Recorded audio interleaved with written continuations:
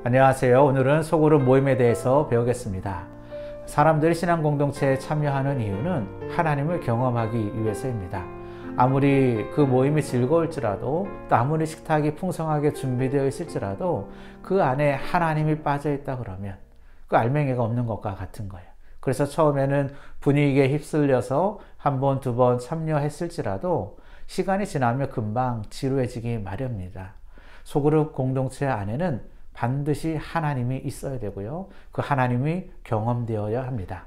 그럼 우리가 소그룹 모임 안에서 어떻게 이 이야기들을 세워갈 수 있을까요? 기존의 소그룹, 기존의 구역은 구역장이 혼자서 설교하고 또 전체적인 모임을 이끌어갔습니다. 하지만 우리가 지금 추구하는 소그룹은 구역장 혼자만의 이야기가 아니에요. 우리 구역원들 모두가 하나님의 말씀에 비추어서 자신의 삶을 나누고 이야기하는 겁니다. 그러면 우리가 어떻게 이 소그룹 모임을 잘 이끌어갈 수 있을까요? 먼저 말씀을 보겠습니다. 히브리서 10장 24절, 25절인데요. 서로 돌아보아 사랑과 선행을 격려하며 모이기를 패하는 어떤 사람들의 습관과 같이 하지 말고 오직 권하여 그날이 가까움을 볼수록 더 그리하자, 이렇게 말씀하고 있어요. 히브리서는 로마의 기독교 박해가 있어지던 시대에 쓰여진 편지입니다. 사람들이 모이기 힘든 시대이죠. 그런데 모이기를 패하는 사람들을 따르지 말고 더욱 잘 모이자, 그렇게 이야기를 하고 있어요. 그 바탕에는 서로 돌아보는 일이 있었기 때문이죠. 서로 돌아볼 때에 서로를 향한 사랑의 이야기가 더 자라나고 또 서로의 필요를 보며 선한 행동들이 나타났는데 그것을 더 격려해 주라는 거예요. 그러니까 모일 수 없는 시대에 사람들이 모였던 이유는 사랑과 선행을 격려하는, 서로 돌아보는 이야기가 있었기 때문이죠. 이것이 소그룹 안에 있었기 때문에 교회가 생명력을 가지고 박해의 시간을 견뎌낸 거예요.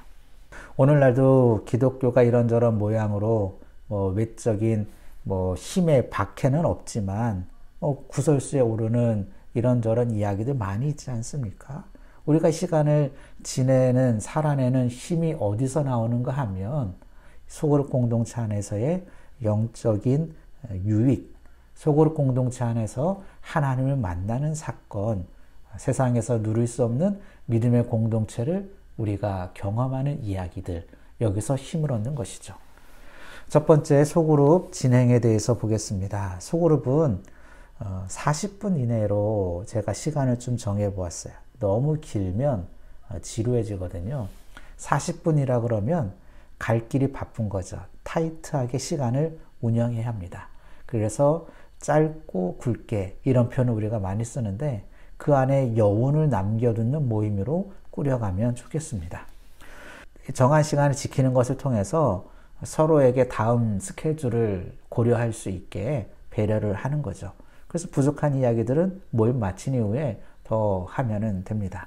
소그룹 모임은 4개의 과정으로 진행하면 되겠습니다. 첫 번째는 환영하는 거죠. 그리고 찬양하고 말씀을 나누고 기도하는 순서로 이렇게 하면 되겠습니다. 조금 더 자세히 들여다보겠습니다. 첫 번째, 환영. 5분 정도 내외로 하면 되겠어요. 자연스러운 분위기를 만드는 거죠. 서로 한 주간의 삶을 돌아보고 짧은 이야기 속에 서로 사랑의 교제를 나누는 거예요.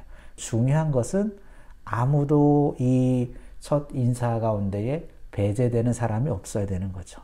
김 집사의 안부는 묻는데 이 집사의 안부는 아무도 묻지 않는다, 이러면 안 되는 거죠. 다음 단계로 나아가기 위한 과정이기 때문에 이 시간을 너무 길게 할애하면 안 됩니다. 10분, 20분 금방 흘러갈 수 있거든요. 이렇게 되면 시간이 쫓기는 거죠. 두 번째로 찬양하는 거예요. 5분에서 10분. 인도자가 해도 되고요. 달란트가 있으신 누군가가 미리 선곡해서 불러도 됩니다. 한 곡을 불러도 되고요. 할 수 있으면 2-3곡 연이어서 불러도 됩니다. 하나님의 임재를 구하는 찬양 중심으로 하면 좋을 것 같고요. 찬송가로 해도 괜찮고요. 복음성가로 해도 됩니다. 연주자가 없어가지고 많이들 당황하고 또 힘들어하는 부분이 있었어요. 코로나 요 감염병 시대를 지나면서 이제 몇몇 교회가 유튜브를 통해 찬양을 선곡하고 또 부르는 것을 담아냈어요. 그러니까 거기에 연주도 있고 목소리도 있고 가사도 떠 있고 그래서 같이 따라서 부르면 돼요. 그래서 온누리교회의 순모임 찬양 이렇게 검색하면 거기에 찬양곡들이 나와 있고요. 또 만나교회도 소모임 찬양 검색하면 이렇게 나와 있어요. 그것 중에 하나를 선정해 가지고 같이 불러도 되겠습니다. 그 다음 말씀 나눔이죠. 가장 중요한 시간인데요. 20분 내외로 이렇게 하시면 되겠습니다. 주일 설교 본문으로 하면 됩니다. 주보에 실린 요약 설교 말씀을 한번 다시 읽어보는 게 좋아요. 기억에 남는 것도 있지만 또 잊어버린 것들도 있기 때문에 한번 같이 읽고 이렇게 나눔을 하면 좋습니다. 홈페이지 통해서 자료를 보셔도 되겠습니다. 주보에 실린 나눔을 위한 질문을 하나씩 보면서 자신의 생각을 나누면 되겠어요. 모두의 생각을 다 들을 필요는 없어요. 그런데 한 명도 빠짐없이 나눔에는 어떤 방식으로든 자신의 목소리를 내고 참여할 수 있도록 인도자가 가이드를 잘 해야 합니다. 그리고 말씀이 우리에게 어떻게 적용될 수 있는지를 고민해 봐야 돼요. 적용이 없다고 그러면 말씀은 지식으로 머물고 말거든요.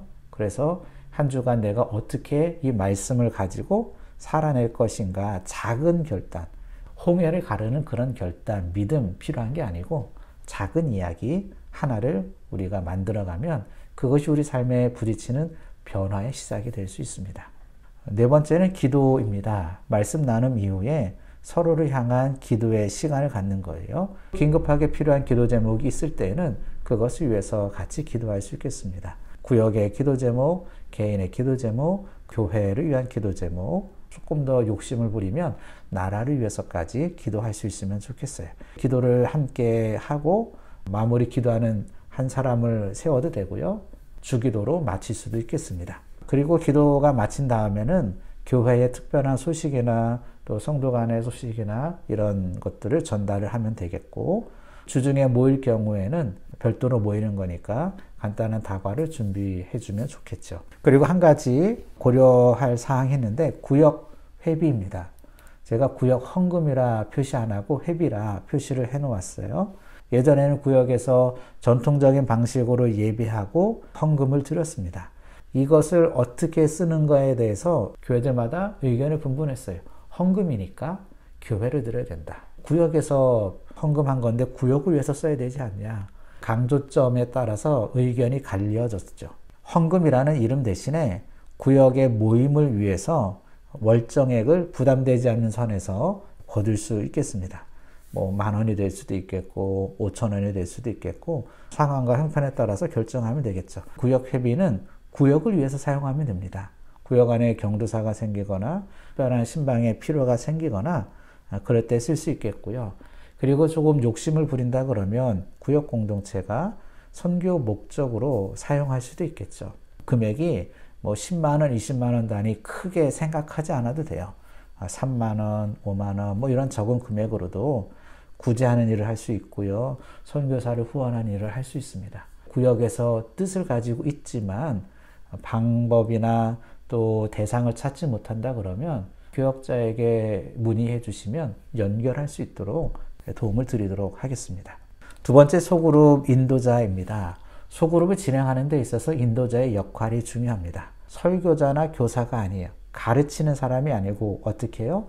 구역원을 푸른 초장으로 인도하는 인도자의 역할입니다. 어떻게 해야지 소그룹 모임을 잘 인도할 수 있는가? 몇 가지 준비해야 할 상황이 있고요. 그리고 이것은 인도자에게만 국한된 것이 아니라 소그룹을 준비하는 구성원들도 소그룹을 더 풍성하기 위해서 내가 어떻게 준비해야 되는지 생각하는 시간으로 이렇게 받으면 좋겠어요. 첫 번째 인도자의 역할은 철저한 교환을 가지고 있어야 합니다. 주보에 설교 요약문이 있는데 거기에 설교를 들으면서 간단한 메모를 더 할 수도 있겠죠. 그것을 또 나눔 시간에 유익하게 사용할 수 있으면 더 좋습니다. 그리고 소그룹 구성원에게 질문할 때에는 열린 질문을 하면 좋습니다. 김 집사님 식사하셨어요?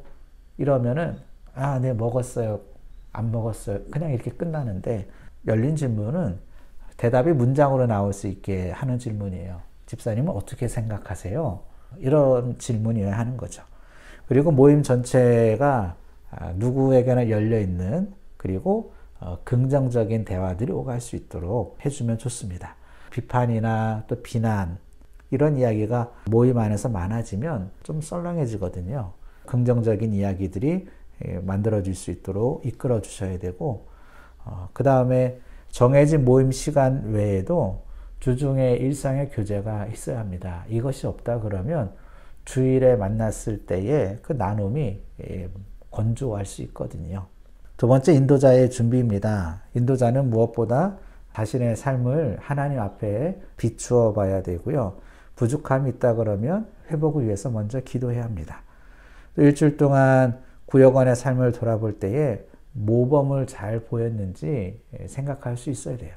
제가 소그룹 인도자의 역할을 구역장이 아니라 인도자와 순장의 중간쯤이라고 이야기를 드렸었어요. 모범이 되었는지 생각해야 합니다. 구역 모임 때 주님께서 역사해 주시길 바라고 자신의 연약함을 구하고 하나님의 도우심을 구해야겠죠. 자기 스스로 무언가 할 수 있다 이런 자신감이 아니라 주님의 도우심을 구하는 겸손함이 필요합니다. 진행을 하기 위한 준비입니다. 이것은 모임에 있기 직전이 아니라 주일 예배 설교 시간부터 적용할 것을 미리 계획해야 돼요. 말씀을 들을 때에 거기에 바로바로 부딪히는 내용들을 메모하거나 또 줄을 긋거나 그렇게 표시해 놓으면 좋죠. 두 번째는 구역원 중에 혹시 돌봄이 필요한 대상이 있다 그러면 어떻게 그분을 도울 수 있을지 미리 생각하고 또 나눌 수도 있겠죠. 세 번째는 모임을 인도할 때에 어떤 질문하고 어떤 말로 도전하고 어떤 예화를 쓰고 생동감 있게 분위기를 만들려면 어떻게 할 수 있을까 늘 꾸준하게 생각하고 계획을 해야 하는 거죠. 하나님의 인도하심이라는 것은 즉흥적인 게 아니에요. 철저한 준비 가운데서 하나님의 인도하심을 통해 플러스 알파가 되는 거죠. 아무것도 준비하지 않은 백지 상태에서 하나님의 인도하심을 구한다는 것은 마치 도박과 같은 것이죠. 철저하게 잘 준비했을 때에 거기서 하나님께서 꽃을 피우게 하십니다. 네 번째, 의사 전달 기술입니다. 첫 번째는 요점을 명료화하기입니다. 대화의 핵심을 정리하는 거예요. 무슨 말씀인지 제가 이해를 잘 못한 것 같은데요. 다시 한번 말씀해 주시겠어요? 이런 말씀을 하셨는데 그건 이런 뜻인가요?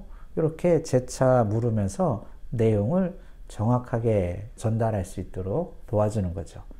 두 번째는 풀어 설명하는 겁니다. 나는 이해했는데 다른 사람들은 보니까 약간 이해를 못한 것 같다 그랬을 때에 모두가 이해할 수 있도록 풀어주는 거예요.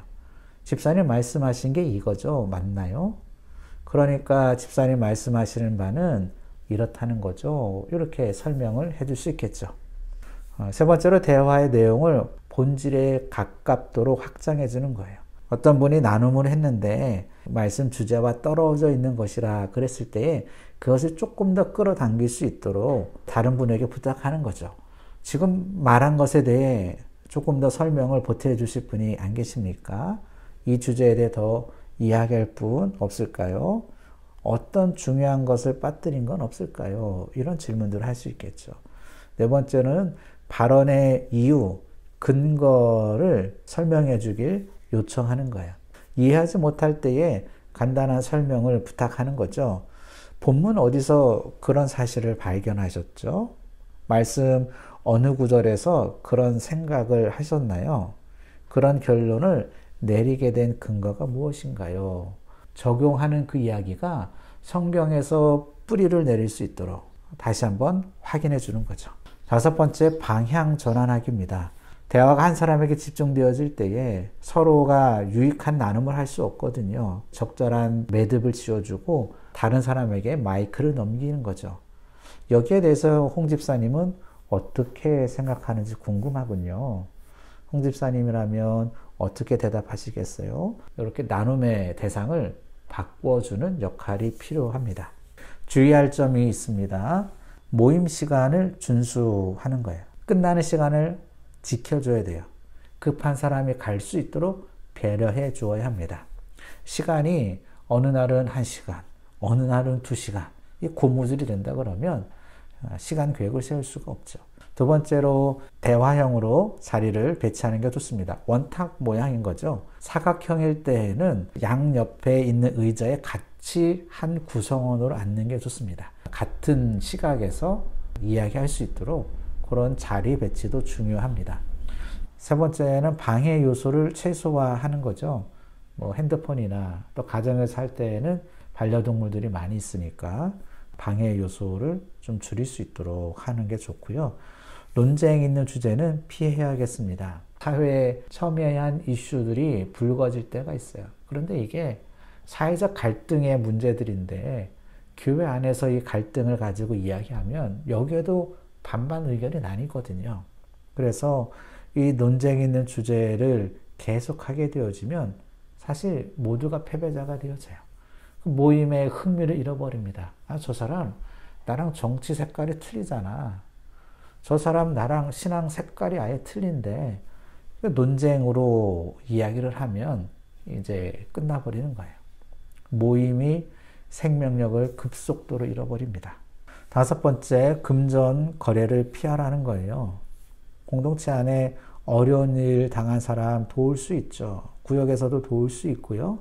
그런데 금전적인 거래를 통해 꾸어주거나 또 빌리거나 이런저런 상업적 거래 가운데 연결이 되어지면 마음이 불편해질 수 있어요. 속으로 반해서 금전 거래가 발생하지 않도록 서로 절제해야 합니다. 여섯 번째는 비밀을 보장해야 합니다. 속으로 공동체 안에서 이 나눔의 이야기는 자신의 내면의 갈등, 그리고 가족의 이야기들, 이런 것들이 나올 수도 있는데 이것이 모임을 마쳤더니 다른 아무개 집사님이 알고 있더라. 자기는 그 모임에서만 이야기했는데 다른 누군가가 알고 있다고 그러면 불편해질 수 있거든요. 그럼 그 다음부터 나눔하는 거가 피상적이 됩니다. 형식적인 것들이 되어지죠. 속으로 반해서는 서로 나누었던 이야기에 대해서 비밀을 100% 보장해 줘야 합니다. 집에 남편에게, 아내에게도 절대 이야기하면 안 됩니다. 그래야지 자신의 삶을 보다 더 깊이 나눌 수 있어요. 안정장치가 끊어졌다 그러면 나눔의 생명력이 줄어들 수밖에 없어요. 세 번째, 소그룹에서 깊은 관계를 만드는 방법입니다. 새들백교회 릴거렌 목사는 목적이 이끄는 삶에서 소그룹에서 깊은 관계를 만드는 5가지를 소개해요. 첫 번째는 우선순위를 부여하라는 거죠. 소그룹에. 사람들이 소그룹에 띄엄띄엄 참석한다 그러면 의미 있는 관계 발전이 안 되는 거죠. 꾸준하게 참석할 때에 거기서 뭔가 일이 일어나는 거죠. 두 번째는 겸손하게 생각을 나누어야 합니다. 하나님께서 가르치시는 것을 깨달을 수 있도록 우리가 겸손하게 서로 나눌 수 있어야 합니다. 세 번째는 다른 사람의 생각을 존중하는 거예요. 속으로 모임에는 예의가 필요합니다. 다른 사람이 이야기할 때에 경청할 수 있어야겠고요. 로마서 말씀에 보면 믿음이 연약한 자를 받으라 이야기합니다. 당시 믿음이 있는 사람들은 우상에 대한 제물에 대해서 거리낌이 없었어요. 그 우상에게 드린 건데 무슨 문제가 되냐. 근데 믿음이 약한 사람들은 이거 우상한테 드린 건데 먹어도 되나? 우리 한국 사회도 제사 음식에 대해서 논쟁이 있었을 때가 있죠. 믿음이 있는 사람은 믿음이 연약한 자들의 그 기준, 생각에 대해서 고민해 줄 수 있어야 돼요. 네 번째는 서로의 결점을 나누라는 거예요. 우리는 하나님 앞에서 완전한 자가 아니에요. 속으로 반해서도 우리는 완전하지 않은 모습으로 그대로 모이는 거예요. 우리가 결점이 없는 사람처럼 꾸미고 포장할 필요가 없습니다. 우리 가정 안에 약한 이야기들이 있어요. 자신의 고통에 대해서 개방할 때에 그 나눔 속에 성장이 일어날 수 있어요. 다섯 번째로 책임감을 가지고 서로 격려하라는 거예요. 서로 돌아보아 사랑과 선행을 격려하라. 이게 초대교회 소록 공동체가 고난의 시간을 견뎌낸 힘이라 그러지 않았습니까? 이런 관계로 자라가려면 하루 만에 발전할 수 있는 게 아니에요. 서로에 대해서 돌아보는 이야기가 깊어져야겠죠. 사랑, 또 선행하는 일, 이것이 우리 안에서 계속적으로 재생산되어질 수 있도록 격려해 주어야 합니다.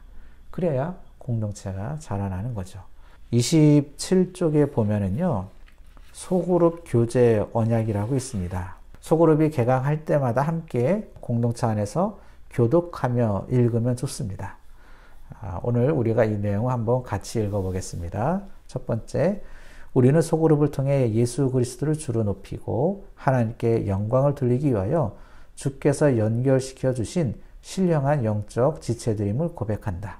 두 번째, 우리는 소그룹에서 초대교회 공동체처럼 순수한 사랑과 겸허한 섬김의 교제가 이루어지도록 각자의 자리에서 최선의 노력을 다하고자 한다.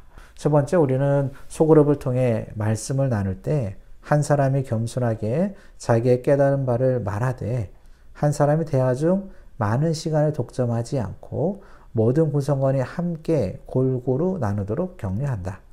네 번째, 무엇보다 우리는 예수 그리스도를 우리의 궁극적 지도자로 삼고 그의 권위 아래서 교제하되 또한 우리 소그룹 인도자를 주께서 세워주신 리더로 인정하며 그를 따르고 그를 위하여 기도할 것을 서약한다. 다섯 번째, 우리는 소그룹을 통해 우리의 교제를 깨뜨릴 수 있는 논쟁적 발언이나 특정한 대상에 대한 비판적 발언을 하지 않기로 서약한다. 여섯 번째, 상호 간의 어려움을 극복할 수 있도록 기도의 짐을 지고 중보기도에 최선을 다하기로 약속한다. 일곱 번째, 우리는 자기 자신의 삶의 어려움이나 문제가 있을 때는 할 수 있는 한 서로의 기도 제목을 거리낌 없이 신속하게 소그룹에 알리고 위하여 기도하기로 언약한다. 여덟 번째, 우리는 상호 간의 어려움을 돕는 일에 최선을 다하되 그로 말미암은 불필요한 오해나 교제에 부담이 없도록 하기 위하여 꾸거나 꾸어지는 일들의 동거래 그리고 개인 모임 등은 일체 하지 않기로 언약한다. 아홉 번째, 우리들의 소그룹을 통하여 주님을 닮아가며 주 뜻대로 살아가고자 주께서 명하신 성령 충만을 이루기 위하여 성령 충만을 방해하는 주류를 사용하는 또 불건전한 도박하는 일, 교회나 개인에 대한 비방을 일체 금하기로 한다.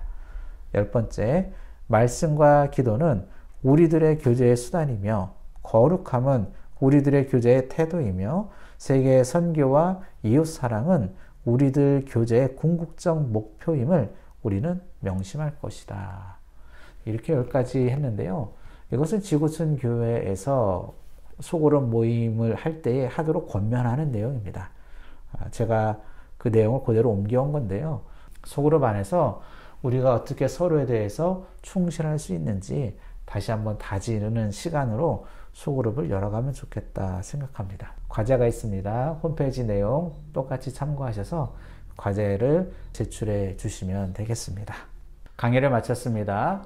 소그룹 모임에서 우리가 반드시 기억해야 하는 것은 우리 모임 안에 즐거운 교제 있어야죠. 그리고 또 식탁의 교제도 나눔도 풍성하면 좋겠죠. 하지만 진짜 중요한 것은 하나님의 말씀으로 부딪히는 우리 삶의 이야기라는 거예요. 그 나눔이 빠져 있다 그러면 소그룹은 생명력을 잃고 마는 것이죠. 우리가 소그룹으로 모일 때에, 구역으로 모일 때에 이 나눔이 풍성해질 수 있도록 서로 격려하고 또 서로 돌보아 주어야 하는 것이죠.